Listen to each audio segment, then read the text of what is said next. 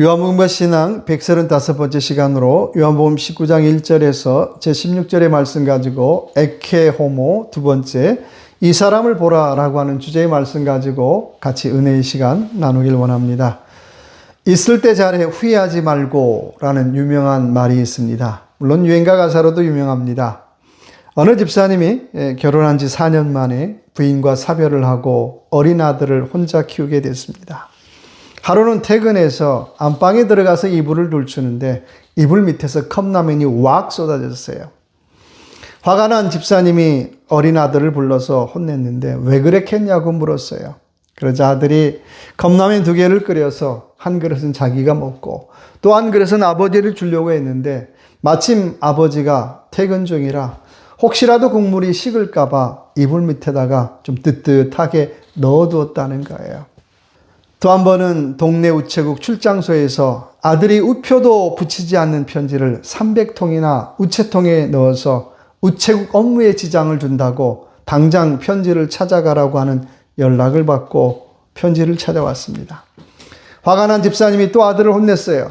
왜 그렇게 했냐고 또 묻자 아들이 하는 얘기가 그 편지는 천국에 있는 엄마한테 쓴 건데 내가 그동안 편지를 보내고 싶어도 우체통에 내 키가 안 닿아서 키가 자랄 때까지 모아두었다가 보낸 거라고 말했습니다. 가슴이 너무나 아팠던 집사님은 아들이 쓴 편지의 내용이 궁금해서 읽어보았습니다. 그 내용은 이런 내용이었어요. 엄마, 나 엄마 얼굴이 기억이 잘 안 나. 아빠가 엄마 사진을 가슴에 품고 자면 꿈에 나타난다고 하는데 왜 안 나타나? 한 번만 아빠 꿈에도 내 꿈에도 나타나 만나죠. 집사님은 이 편지를 읽고 대성통곡을 했다고 합니다. 우리는 종종 이런 분들 봅니다. 아, 그분 참 신앙생활은 잘하는데 가족들에게 잘 못해. 말이 안 되잖아요. 우리가 잊지 말아야 할 것은 내가 좋은 목사가 되기 전에 좋은 아빠, 좋은 엄마가 되는 것이 먼저라고 하는 거예요. 좋은 장로가 되기 전에 좋은 아빠와 좋은 엄마가 되어야 한다라고 하는 것입니다. 꼭 유행가 가사가 아니라 여러분 있을 때 잘합시다. 나중에 후회하지 말고. 오늘 예수님의 제자들은 예수님과 같이 있을 때 너무나 못했어요. 나중에 후회와 아픔이 찾아오고 있더라고 하는 거예요.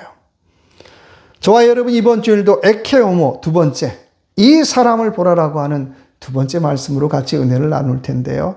저와 여러분 있을 때 잘하는 저와 여러분의 삶이 되시길 주님의 이름으로 축원합니다. 자, 4절의 말씀 제가 읽겠습니다. 내가 그에게서 아무 죄도 찾지 못한 것을 너희로 알게 하려 함이라 하더라. 첫 번째 에케호모. 주님은 어떤 분이신가요? 죄가 없는 분이에요. 여러분 오늘 제일 바쁜 사람이 누굴까요? 예수님 아니죠. 빌라도가 제일 바빠요. 빌라도는 관정 안에서 예수님 재판하고 다시 관정 밖으로 나가서 유대 지도자들에게 재판 결과를 알리고 그래서 오늘 본문에 보면 다시라는 말이 참 많이 반복이 되고 있습니다. 그만큼 빌라도는 바쁘게 움직였다는 거예요. 그런데 그렇게 바쁘게 움직인 결과가 뭘까요? 2번씩이나 죄를 찾지 못하였다라고 고백하고 있습니다. 여러분 빌라도가 어떤 사람입니까? 10년 동안 유대 총독으로 일한 베테랑 총독이에요. 그런 베테랑 총독인 빌라도가 죄를 찾지 못했다라고 하는 것은 죄 없다는 얘기잖아요. 아무리 찾았는데 죄가 없다는 거예요. 세상 말로 털어도 먼지 안 나온다는 얘기예요. 그런데 그런 빌라도가 유대 지도자들에게는 정작 예수님을 십자가에 못 박으라고 내어주고 있더라고 하는 것입니다. 입으로는 아무런 죄도 찾지 못했다라고 얘기하면서 사형을 선도하고 또 사형을 집행하도록 하고 있더라는 거예요. 얼마나 억울한 일입니까? 그래서 사도신경에는 지금까지도 본디오 빌라도에게 고난을 받으사라고 고백하고 있어요. 얼마나 빌라도의 잘못이 큰가를 알 수 있는 대목입니다. 에케호모, 주님 어떤 분이십니까? 죄가 없으신 분이에요. 베드로전서 2장 22절에 주님을 이렇게 말씀하고 있습니다. 그는 죄를 범하지도 아니하시고 그 입에 거짓도 없으시며라고 말씀하고 있어요. 주님은 어떤 분이신가요? 죄를 지은 일이 없다는 거예요. 죄를 지은 일이 없는 분이라고 표현하고 있더라고 하는 것입니다.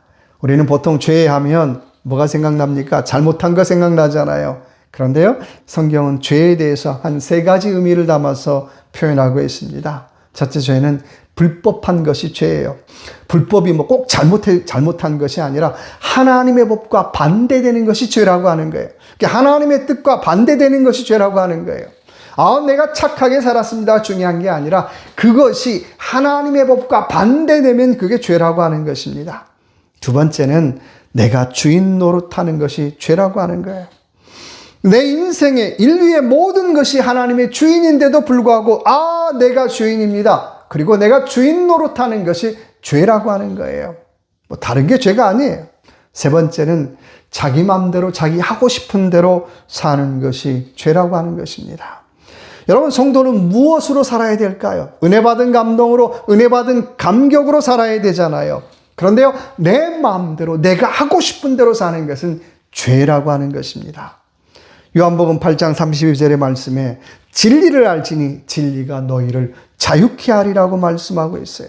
또 요한복음 14장 6절의 말씀에 내가 곧 길이요 진리요 생명이니라고 말씀하고 있어요.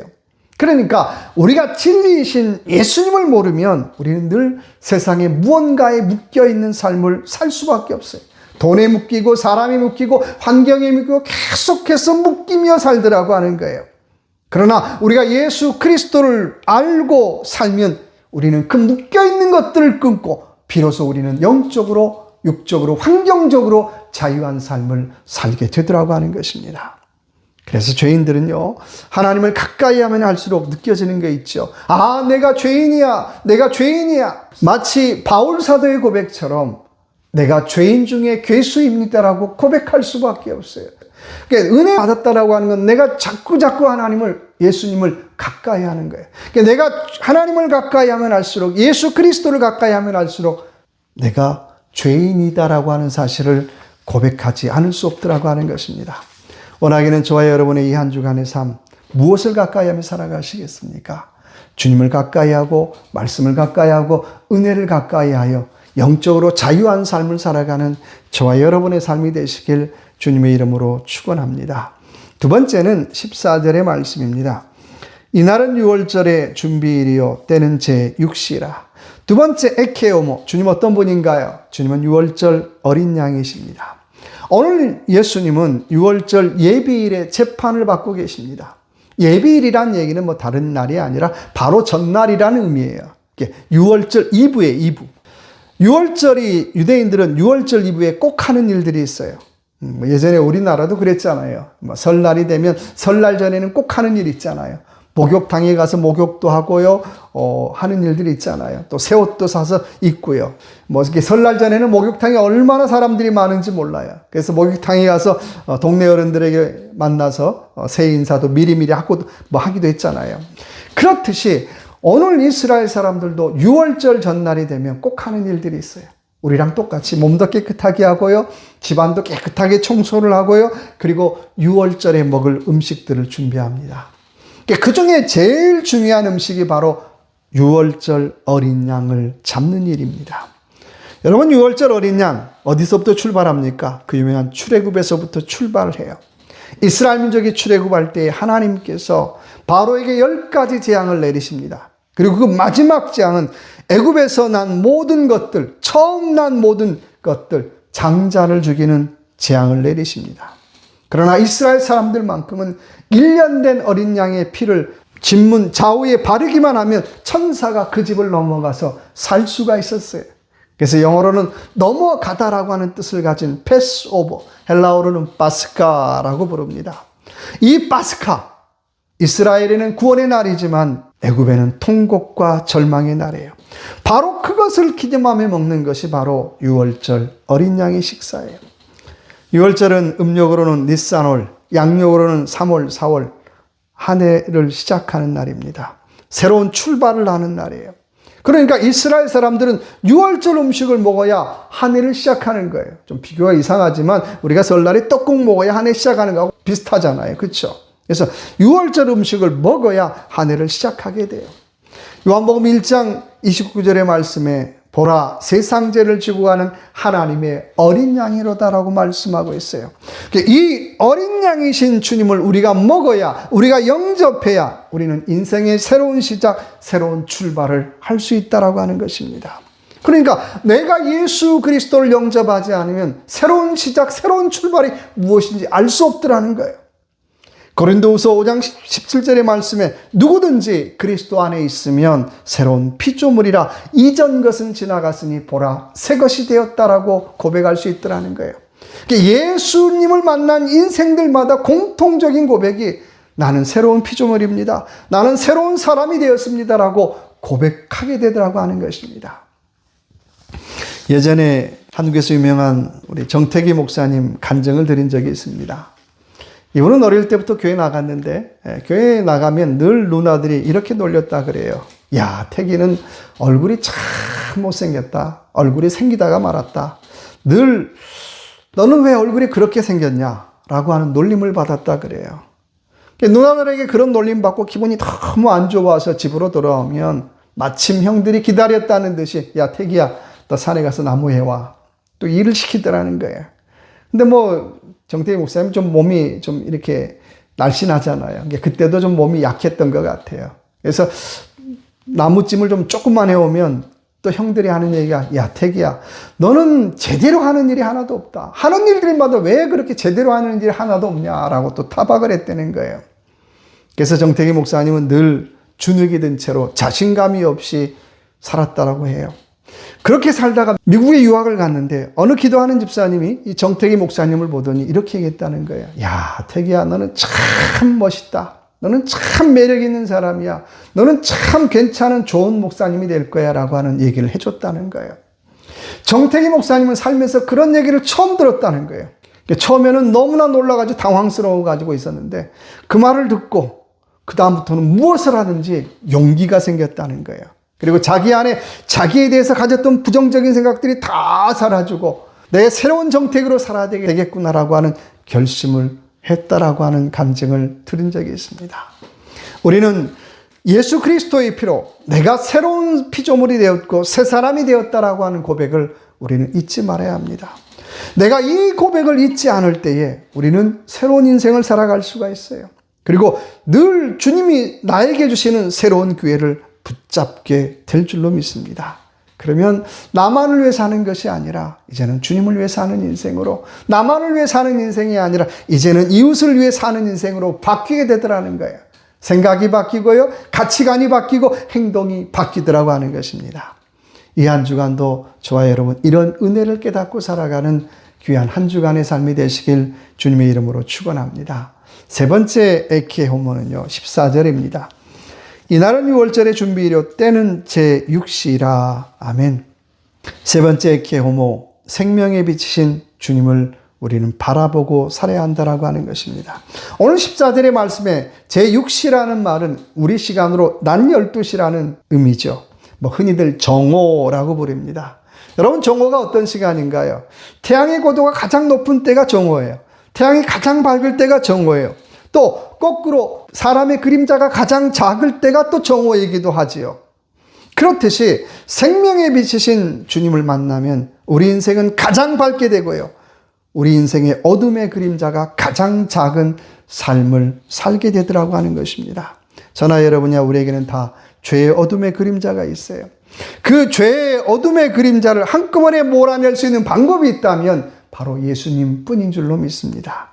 요한복음 8장 12절의 말씀에 나는 세상의 빛이니 나를 따르는 자는 어둠에 다니지 아니하고 생명의 빛을 얻으리라고 말씀하고 있어요. 예수 그리스도가 생명의 빛이라고 말씀하고 있습니다. 그 빛이 우리 영혼에 비추어져야 죄는 떠나고 죄로부터 자유할 수가 있더라고 하는 것입니다. 우리가 종종 그런 경험하잖아요. 큰 사무실에서 불을 켜면 어떻게 됩니까? 한꺼번에 불이 팍 들어오는 게 아니라 한 칸 한 칸 한 칸 이렇게 불이 들어오잖아요. 점점 환하게 돼요. 마찬가지로 우리가 예수 그리스도를 믿게 되면 우리 인생에 한 칸 한 칸 밝음이 찾아오더라고 하는 것입니다. 생각이 밝아져요. 말이 밝아져요. 행동이 밝아져요. 이렇게 밝아지는 경험을 하는 것이 바로 신앙생활인 줄로 믿습니다. 피터 브르겔이라고 하는 화가가 1568년에 그린 맹인의 우화라고 하는 그림이 있습니다. 그 그림의 내용은 이런 내용입니다. 6명의 맹인이 길을 걷고 있습니다. 그런데 맨 앞에 선두에 서 있는 맹인이 진흙구덩이를 만나서 빠졌어요. 이미 빠져서 그냥 살려달라고 허우적거리고요. 근데 두 번째 맹인도 그 맹인을 따라가다가 이제 넘어지려고 합니다. 그런데 그 사실을 모르고 세 번째, 네 번째 다른 맹인들이 따라오고 있어요. 조금 있으면 벌어질 일들을 모르고 다 뒤따라오고 있더라고 하는 거예요. 그 그림을 보고 있으면 너무나 불안해요. 너무나 초조해요. 이것은 영적으로 앞을 보지 못하고 살아가는 사람들을 빗대어 그린 영적인 우화입니다. 우리가 영적으로 어두우면 당장 앞의 일도 모른 채 우리는 살아갈 수밖에 없어요. 원하기는 저와 여러분의 이야기가 아니길 바랍니다. 이 하루도 우리가 영적으로 좀 밝아서 우리의 생각이 밝아지고 우리의 말이 밝아지고 우리의 행동이 밝아지는 귀한 이 한 주간의 삶을 사시길 바랍니다. 기도하겠습니다. 에케 호모, 주님은 죄가 없는 분이고 주님은 유월절 어린 양이고 주님은 생명의 빛이심을 깨닫고 살아가는 이 한 주간의 삶이 되어지게 하여 주옵소서. 우리 안에 영적으로 밝음이 있어 우리의 말이 밝아지고 우리의 생각이 밝아지고 우리의 행동이 밝아지는 귀한 한 주간의 삶이 되게 하여 주시옵소서. 특별히 전쟁 중으로 또 신음당하고 고통당하는 나라를 기억하여 주셔서 그들의 생각이 밝아지게 하여 주셔서 전쟁을 끝내게 하여 주시고 다시 한번 평안을 찾을 수 있는 귀한 은혜를 허락하여 주시옵소서. 함께하여 주실 걸 믿고 예수 그리스도 이름으로 간절히 기도드립니다. 아멘.